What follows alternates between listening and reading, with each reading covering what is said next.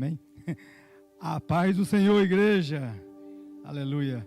Mas Deus é bom, Deus dá graça. Amém? Ele é o único e verdadeiramente bom. É Ele. Eu cheguei em casa, tentei tomar alguma coisa para ver se recuperava ela. Mas depois Deus restaura. Deus vai restaurar. Amém? Eu vou pregar uma mensagem que Deus pôs no meu coração. Estava com uma mensagem a semana toda em mente, na minha mente, no meu coração. Aí ontem à noite eu tive que mudar toda essa mensagem. Eu não consegui encaixar, não sei, a mensagem. Parece que ela sumia, pastor. Tipo assim, o que a gente tenta trazer, que eu ia pregar lá em Atos dos Apóstolos, e daí a mensagem não vinha. Falei, meu Deus, mas e agora? Agora o tempo, quando eu cheguei em casa, já cheguei com sono, né? Aí como é que você muda uma mensagem? É difícil, mas Deus dá graça. Aí eu vou pregar lá no livro de Jó. Quero começar no capítulo 19 do livro de Jó.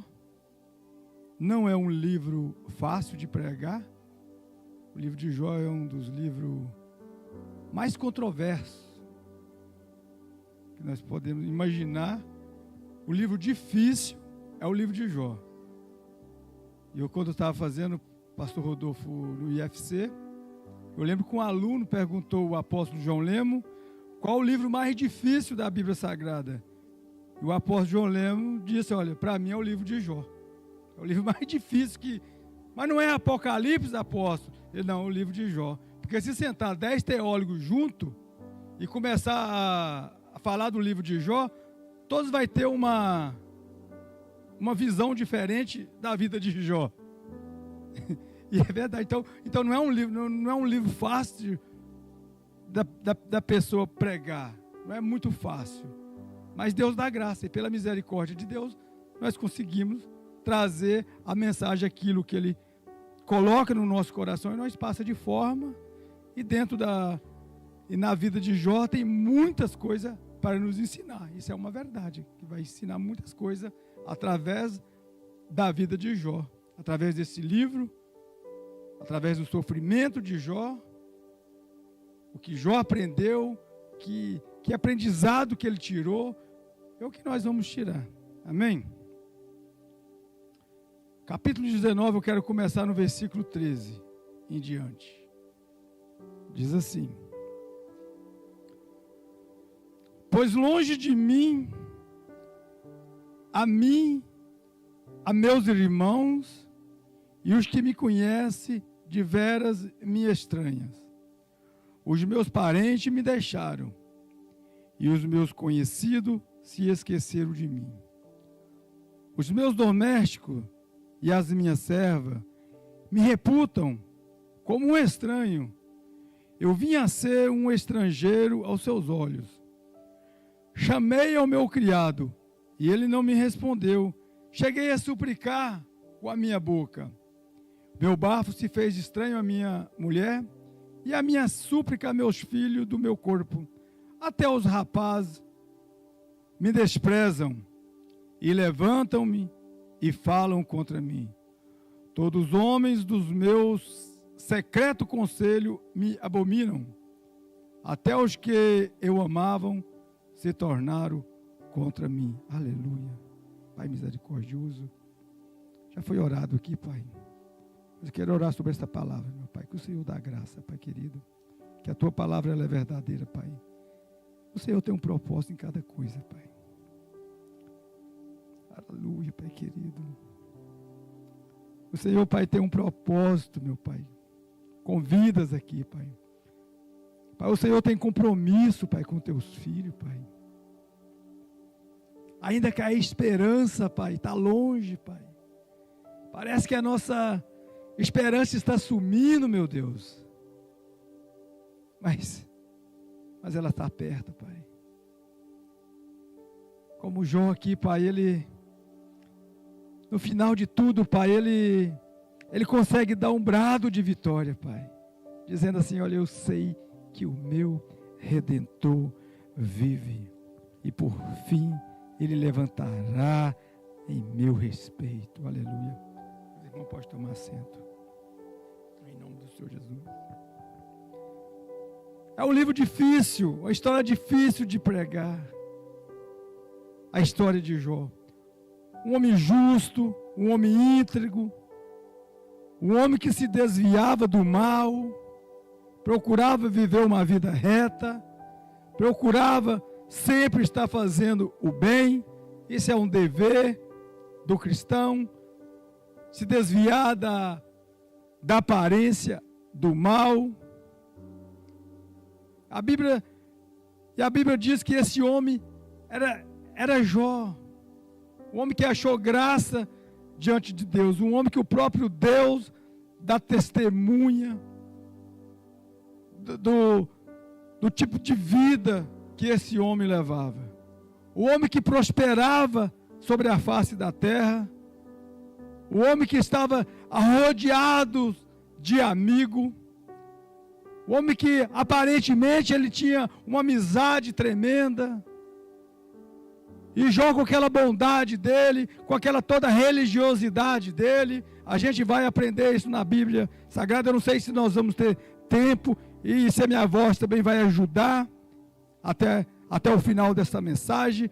Mas esse homem que Deus via na vida de Jó, um homem que precisava ser moldado pela palavra de Deus. Um homem que talvez estava achando que estava fazendo o certo, mas às vezes não é o certo. E só Deus pode revelar isso. Só Deus, aleluia.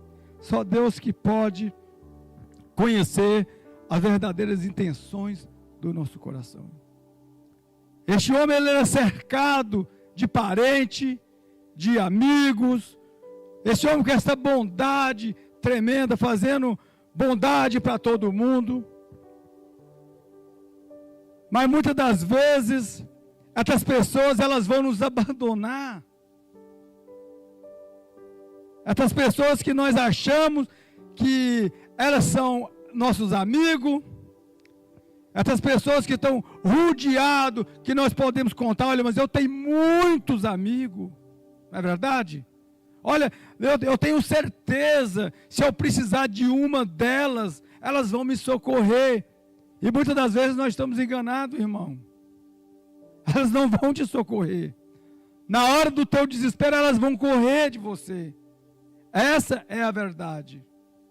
E Deus, às vezes, ele tenta abrir os nossos olhos. Olha, para de ser bom. Para com essa bondade. Que Deus sabe que nós não é isso tudo, irmão. Essa é a verdade. Nós não temos nada de bom, pastor. E não é eu que digo isso não, irmão. É a Bíblia. É a Bíblia que disse isso. Eu vi na pandemia, principalmente na pandemia, manifestou muitas coisas que nós podemos entender isso. Pessoas tentando ser bom na pandemia. Eu fiz isso também, irmão. Não estou julgando ninguém, não. Eu vi muitos amigos meus fazer. Levando cesta para as pessoas, tirando selfie. Expondo pessoas, pastor. Meus irmãos. Pessoa envergonhada, às vezes, precisa daquela ajuda. E a gente expondo pessoas. Olha o nível das coisas. E as pessoas não fazer o quê? Eu estou recebendo. E as pessoas ficam até de cara baixa ali. E a pessoa lá tirando selfie. Para ganhar like depois na internet. Olha, já recebeu a recompensa. Essa é a verdade. Vai atrás dos que deram like agora. Quer ser bom? Quer ajudar? O vizinho está passando por uma dificuldade que você sabe. Vai lá e enche um envelope de dinheiro e solta debaixo da porta dele. Sem colocar o teu nome. Ele vai pegar aquele dinheiro e vai... Olha, um anjo teve aqui. As coisas vão começar a prosperar na sua vida. Quando nós fazemos desse jeito. Porque não existe nada de bom em nós. No livro de Isaías nós vamos encontrar uma passagem que Deus fala que as nossas boas obras, quando as nossas boas obras, como que Deus vê nossas boas obras, irmão? é como um trapo imundo, não é verdade? E o próprio Senhor Jesus, Ele nos ensina isso. Chegou um homem para Cristo, para Jesus, e disse: bom mestre, o que farei para eu herdar a vida eterna? Jesus vira para aquele homem e fala assim: por que me chamas de bom? Bom só há um, que é Deus. Jesus estava falando na forma de homem, que ele é 100% homem e 100% Deus. Nós nunca podemos esquecer disso. Jesus, ele amava quando as pessoas chamavam ele de filho do homem. Quando chegava, você vai ver inúmeras pessoas chegar para Jesus e dizer assim: filho do homem. Jesus amava quando a pessoa falava dessa forma com ele, porque ele estava se identificando comigo e com você. Porque todo o sofrimento de Cristo foi como homem, não foi como Deus. As religiões vão te falar isso. Toda seita vão te falar isso. Mas ele era Deus. Não, Jesus sofreu como homem. Todo aquele sofrimento, ele sofreu dores. Sofreu humilhação, como eu e você, como nós sofremos na nossa carne humana, quando nós somos feridos, quando nós somos traídos, quando nós somos caluniados, nós temos raiva, nós temos angústia. Jesus sofreu isso tudo como homem, na forma humana. Aleluia! Na forma humana. Ao lado humano de Cristo, que nós não podemos esquecer. Então este homem, por nome de Jó, este homem que estava cercado de multidões, eu imagino Jó fazendo aqueles banquetes, fazendo aquelas festas, aquele homem que a Bíblia diz que nenhum do Oriente era mais próspero do que Jó. Pessoas vinham de toda parte da terra, lembrando que o mundo era limitado naquela época. Mas todas as pessoas que ouviam falar deste homem vinham, ou para buscar conselho, ou para ver essas prosperidades, como as pessoas vinham para ver Salomão. Pessoas vinham de todo canto da terra para ver se realmente aquele homem era próspero e sábio como Salomão. Nos dias de Salomão, nos dias de Jó, as pessoas também vinham, porque é um homem que prosperava de tal maneira, um homem grande no Oriente Médio, na terra que Jó vivia. Jó vivia rodeado de pessoas, sua casa era um entra e sai. E Deus falando assim: eu vou mudar a vida deste homem. Eu tenho que mudar este homem, porque muitas pessoas aproveitavam da bondade daquele homem. Muitas pessoas aproveitavam daquele homem. E Deus sabia que muitos não era bom. E Deus às vezes quer abrir os nossos olhos, através das mensagens, através da vida de alguém. Este homem que, certo dia, quando os filhos de Deus estavam indo cultuar a Deus, indo ali para fazer o seu culto, Satanás, na vida de alguém ali, vindo também, e Deus olha para Satanás e diz assim: olha, de onde tu vens? Satanás estava batendo perna, passeando, e Deus fala: viste meu servo Jó, é um homem igual ele na face da terra, homem que se desvia do mal, homem justo, íntegro, aleluias. E Satanás vira assim: mas também, você acha que é de graça que ele está fazendo tudo isso? É de graça? Porventura o Senhor não tem prosperado ele de tal maneira? E Deus fala: pode tomar tudo. Você vai ver que ele vai continuar a me honrando. E daí começa tudo na vida de Jó desmoronar. O império que este homem tinha concedido durante a sua vida, agora começa a tudo ir embora. Começa agora tudo a se evaporar como uma fumaça. E aquele homem fica ali sem nada, sem seus filhos. Depois Deus volta para Satanás e fala: viste como o homem ele é fiel? Satanás fala assim: mas ele ainda está com saúde. Toca na saúde dele, pele por pele. Deixa ele sem saúde, vai ver se ele vai continuar com esta fé toda. Às vezes Satanás zomba de nós, irmão, usando vida de pessoas aí fora, pessoas toda contaminada pelo inimigo, pessoas nos afrontam. Mas Deus vai levantar em seu favor. Ele tem a palavra a teu respeito. Deus sabe quem você é. Aleluia. Deus conhece você, irmão. Não desanima, não. Está pesada a luta, não está? Parece que a esperança fugiu. Não é verdade? Tem hora que você pensa: ah, mas acabou. Há quanto tempo eu estou esperando este milagre, esperando esta resposta, e ela não vem? A minha esperança está indo embora. Aconteceu com grandes homens da Bíblia. Aconteceu com Jó, irmão. Esse mesmo Jó que nós estamos pregando aqui, ele dá esperança para uma árvore.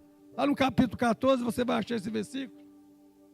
Ele dá esperança para uma árvore que já foi cortada.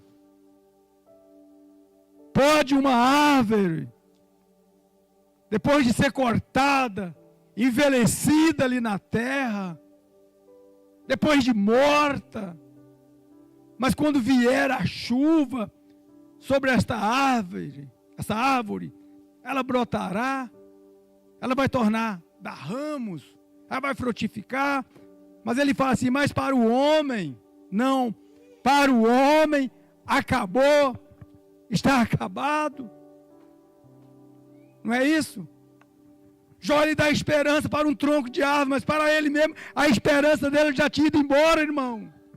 Já tinha acabado, aleluia.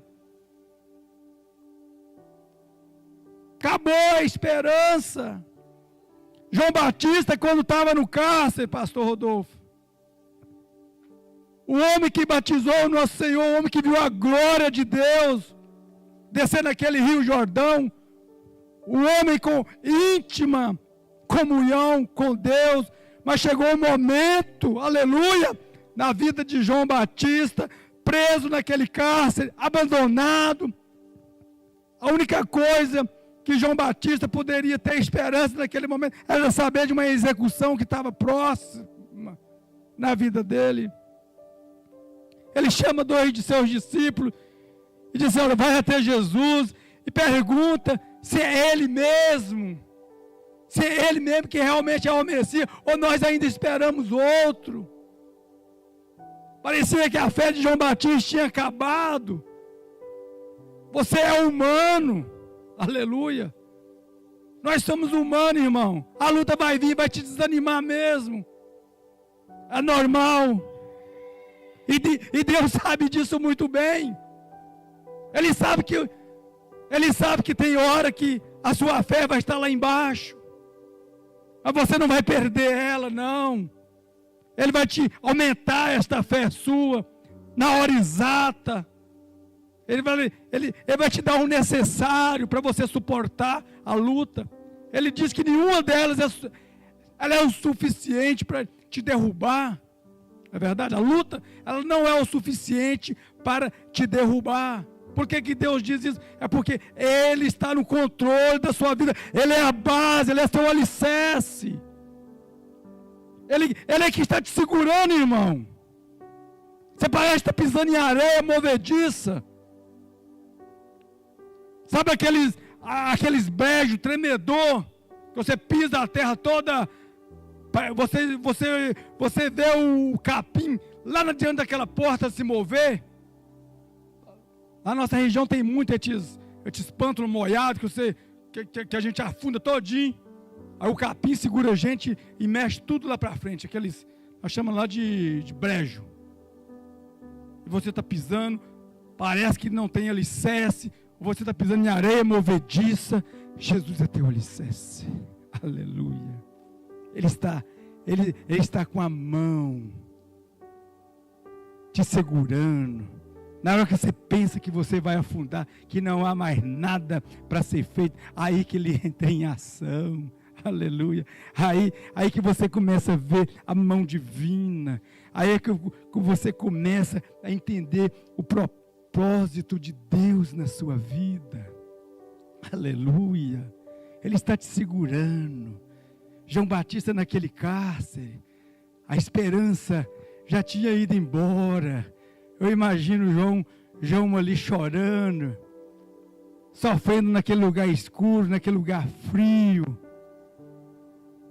todo confuso, mas Jesus traz uma resposta para João Batista. Diz a João Batista que os mudos falam, aleluia, os cegos estão enxergando, os paralíticos estão andando, as pessoas estão sendo evangelizadas, mortos sendo ressuscitados, aleluia. E na hora daquela fé que já estava pouquinha, ela torna a ficar forte, ela torna a se fortalecer na vida de João Batista, aleluia. O apóstolo Paulo, quando estava dentro daquele navio, com aqueles 270 almas junto com ele, naquele naufrágio daquele navio, aleluia, naquela tempestade toda, dentro de um olho de um furacão, aquele aquilhão, como é que fala? O euroaquilhão, aquele vendaval que saía ali da costa da África e atingia toda aquela Europa, esse mesmo furacão que atinge a costa dos Estados Unidos aqui. O furacão está lá na Flórida, nós estamos sentindo a chuva forte, derrubando árvore aqui na Filadélfia. Agora imagine um barquinho há mais de 2000 anos atrás, dentro de um olho de furacão.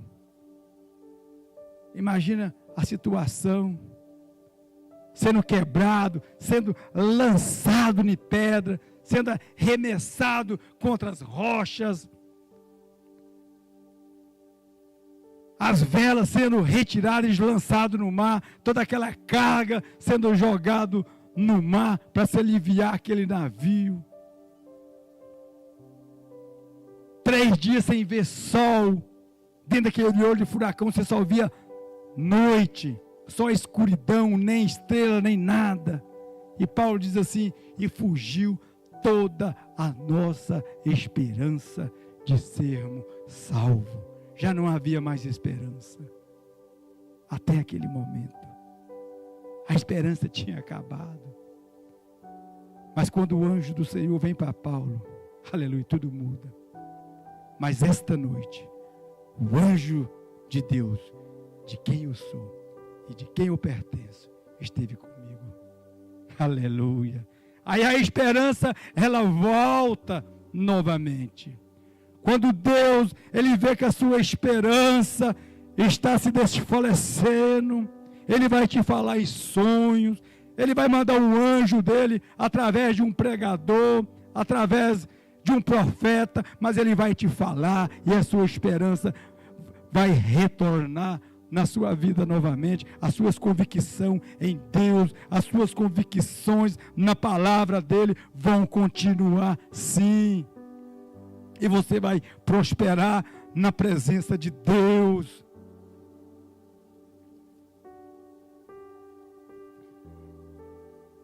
Aleluia. Todos abandonaram Jó. Este homem ficou abandonado, irmão, na cinza, no pó do chão, sofrendo ali todas as perversidades que o inimigo causou na vida de Jó. Os amigos fugiram, todas aquelas pessoas que ouviam falar de Jó. Aquelas pessoas que um dia estavam na mesa de Jó, correram tudo. Os conselheiros de Jó, aquelas pessoas que ele tomava conselho. É o que ele fala aqui, os conselhos secretos. Aquelas pessoas de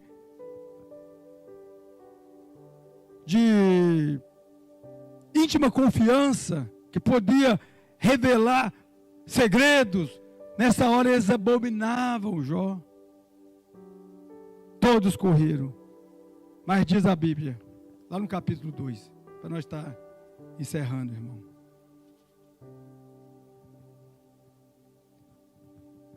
No versículo 11. Às vezes Deus põe amigos de verdade na nossa caminhada. Amigo que vai te confrontar. Que talvez não é o que você e eu queria ouvir. Mas às vezes é de Deus, tá? E a gente vai entender isso aqui. E ouvindo, pois, os 3 amigos de Jó, todo este mal que tinha vindo sobre ele, vieram cada um do seu lugar. Elifaz, o Temanita, Beldade, o Suíta, e Zofar, o Manamitita. E consertaram juntamente, vieram com doesse dele consolar. Versículo 12. E levantando de longe os seus olhos, não conhecendo, levantaram a sua voz e choraram, rasgaram cada um os seus mantos, sobre as suas cabeças lançaram o pó. Esses amigos, quando viu a situação de Jó, de longe, a Bíblia diz que eles avistaram ele de longe, aquele trapo de homem, deitado sobre o chão, só tinha um caco de teia na mão, raspando as suas feridas. Aqueles homens começaram a chorar. Eles não acreditaram no que eles estavam vendo. Não é possível o que eu estou vendo diante dos nossos olhos. Este homem, que outra hora estava saudável, este homem, que a vida dele deu uma mudança de 90 graus. Nós não podemos acreditar. Estes homens começaram a chorar. Rasgaram as suas vestes. Lançaram pó sobre as suas cabeças. Um símbolo de humilhação que era usado naquela época. Diz a Bíblia que estes homens vieram, se condoeram da situação de Jó. Às vezes nós temos amigos de verdade, irmão. Amigo que realmente chora por você. Quando você está na luta, eles choram por você. Oram por você. Que quer realmente o nosso bem. Que sentam com você. Diz a Bíblia que estes homens eles sentaram por 7 dias. Não ousaram abrir a boca. Mas ficaram ali só a presença deles para consolar Jó. Não havia mais nada. Todos tinham ido embora da vida de Jó. Os parentes se evaporaram. Todos correram de Jó. Mas estes homens não. Eles estavam ali, escutando, calado, só escutando a respiração fraca de Jó. Mas teve uma hora que eles começaram a falar. A se falar, por que está acontecendo tudo isso? Porventura você não pecou, porventura você não fez isso, e começou a vir as questionamentos, que é onde é que, mais ou menos eles estavam ali, para trocar ideia com o Jó, que se não fosse eles não tinha mais ninguém. Eu acho que nem cachorro queria estar perto de Jó. Lá no capítulo, para nós terminar, num dos últimos capítulos deste livro, quando Deus resolve restaurar de novo a fé de Jó, a vida de Jó. Quando Deus começa, agora Deus vai agir, agora Deus vai levantar em teu favor. Deus viu a tua fidelidade, Deus viu o teu sofrimento, Deus te mostrou muitas coisas. Eu não tenho que ser bom, eu não tenho que ser bonzinho, Porque toda a nossa bondade existe algo por trás. Existem interesses por trás. Você tem que ser justo. A Bíblia manda você ser justo. Mas eu vou praticar o mal? Não. Não. Continua praticando o bem. Sim. Mas seja justo. A hora de você falar não, é não. Teu parente quer um iPhone, está lá no Brasil. Mas é meu parente, é meu... Não. Fala não, irmão.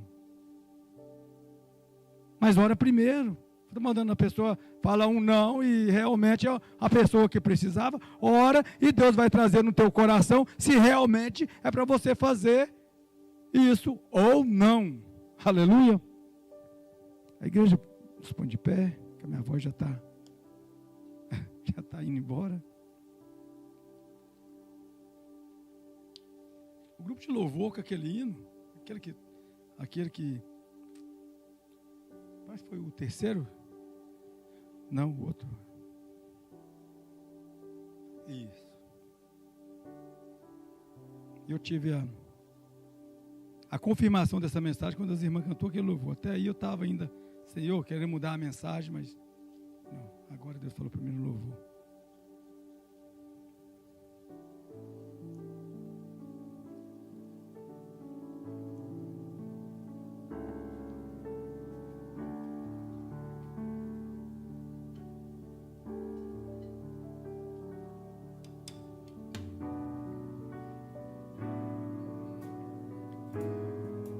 Versículo 10. O 42 diz assim: E o Senhor virou o cativeiro de Jó, quando ele orava pelos seus amigos. E o Senhor acrescentou a Jó outro tanto, em dobro, tudo quanto dantes possuía. Deus chamou os amigos de Jó e diz: olha, vocês não falaram o que era certo a meu respeito para meu servo Jó. Vocês não fizeram isso. Agora você vai pegar um sacrifício e você vai levar para Jó, e ele vai sacrificar, e eles vão orar por você, e se Jó aceitar a sua oração, eu aceitarei. E quando Jó falou: olha, esses são meus amigos, ele esteve comigo no meu pior momento, ele estava lá. Jó lembrava, a mente de Jó, ela não foi danificada, não. Estava tudo danificado na vida de Jó, mas a mente dele estava perfeita. Aleluia. Deus aparece para Jó, Deus conversa com Jó, e Deus diz: ô Jó. Quando Deus começa a revelar para Jó, Jó fala para Deus: olha, eu só te conheci de ouvir falar. Aleluias. Mas agora os meus olhos te viram. Aleluia. Depois dessa tempestade, você vai ter experiência sólida com Deus. Aleluia. Você não vai conhecer a Deus somente de ouvir falar, não. Você vai ter experiência suficiente com Deus. A luta não é Deus que traz para nós, não, irmão. São nós mesmos. Pelas nossas ambições, falta de oração, para tentar resolver coisa. As lutas vêm, mas Deus entra na nossa peleja, pela misericórdia dEle, pela bondade dEle. Quando nós clamamos Ele, tá bom? Eu vou te moldar você no meio dessa luta aí. Você está precisando de ser moldado. Está precisando de um reajuste. Para nós parar de ser religioso. Para nós ser mais crente. Para nós parar de ser bom, nós ser mais justos do que tentar ser bom. Fazer as coisas realmente que Deus manda nós fazer. Sem fazer as coisas com intenções por detrás dos nossos corações, mas fazer realmente conforme nós estamos fazendo para o Senhor. Passar a fazer caridade, aleluia, muito bom. Mas fazer como nós estamos fazendo para Deus, porque é Ele que vai te prosperar, é Ele que vai te abençoar. Porque que quando nós fazemos por nós mesmos, e as pessoas que nós fazemos o bem, elas retribuem nossa ingratidão, nós ficamos magoados. Olha, eu fiz tanto para aquela pessoa, ajudei tanto, agora fala mal de mim. Ah, mas como eu estou triste, como eu estou decepcionado. Agora, se você tivesse feito para Deus, você não ia ficar decepcionado, porque você sabe em quem você tem crido. Você sabe que você fez, foi para Deus, e você tem a certeza e a convicção que é Ele que vai te abençoar, não é a pessoa que você ajudou. É isso que Deus quer de nós. Quando nós fazer o bem, fazer como faz para o Senhor, faz em secreto, porque o Pai que está no céu está te vendo. Aleluia, oh aleluia, Deus.